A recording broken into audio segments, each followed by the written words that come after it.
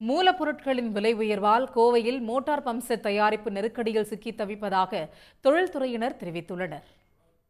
1928ஆம் ஆண்டிலேயே தொடங்கப்பட்ட pump set தயாரிப்பு நிறுவனங்கள் வளர்ச்சியடைந்து தற்போது நாட்டின் மொத்த தயாரிப்பில் 55% பங்களிப்பை வழங்கி வருகின்றன.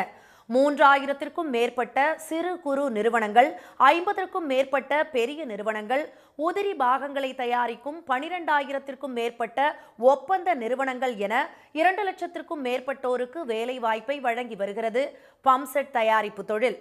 ஆழ்துளை மோட்டார்கள், நீர்மூழ்கி மோட்டார்கள், கம்ப்ரசர்கள், ஆயில் எந்திரங்கள் என விவசாயம், வீடு, ஆலைகளுக்கு தேவையான அனைத்து விதமான பம்ப் செட் மோட்டார்கள் கோவையில் தயாரிக்கப்படுகின்றன. இதற்கான செம்பு, இரும்பு, காயில் வயர் உள்ளிட்ட மூலப்பொருட்களின் விலை தொடர்ந்து உயர்வதால் மோட்டார் பம்ப் செட் தொழில் மீண்டும் மந்த நிலைக்கு சென்றுவிடுமோ என்ற அச்சம் தொழில்துறையினர் மத்தியில் நிலவுகிறது. 5% 7% வரைக்கும் விலையை ஏற்றி இருக்கிறோம். விலை ஏற்றத்தினால மீண்டும் இந்த தொழில் தொய்வு நிலைக்கு சென்று விடுமோ என்ற அச்சம் இருந்த பொழுதிலும் வேற வழி இல்லாமல் இந்த இதை நாங்கள் செய்ய வேண்டிய சூழ்நிலையில் இருக்கிறோம். மோட்டார் பம்ப் செட் தயாரிப்புக்கான 90% மூலப்பொருட்கள் வட மாநிலங்களிலிருந்தே கொண்டு வரப்படுகின்றன.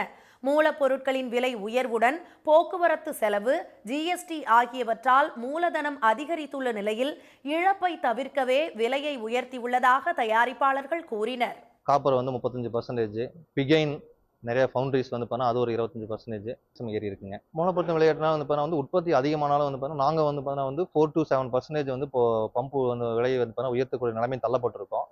பண மதிப்பிழப்பு, கொரோனா முடக்கத்தால் ஏற்கனவே சிறு குறு நிறுவனங்கள் பல மூடப்பட்டுவிட்டன. தினமும் 25 கோடி ரூபாய்க்கு வர்த்தகம் நடந்த நிலை தற்போது 5 கோடி ரூபாயாக வீழ்ச்சியடைந்துள்ளதாக கூறும் பம்ப் செட் தயாரிப்பாளர்கள் மூலப்பொருட்கள் விலை உயர்வை கட்டுப்படுத்தி சிறு குறு தொழில் நிறுவனங்களை மத்திய, மாநில அரசுகள் ஊக்கப்படுத்த வேண்டும் என கோரிக்கை விடுத்துள்ளனர். உடனுக்குடன் செய்திகளை தெரிந்து கொள்ள சன் நியூஸ் பெல் ஐகானை கிளிக் பண்ணுங்க.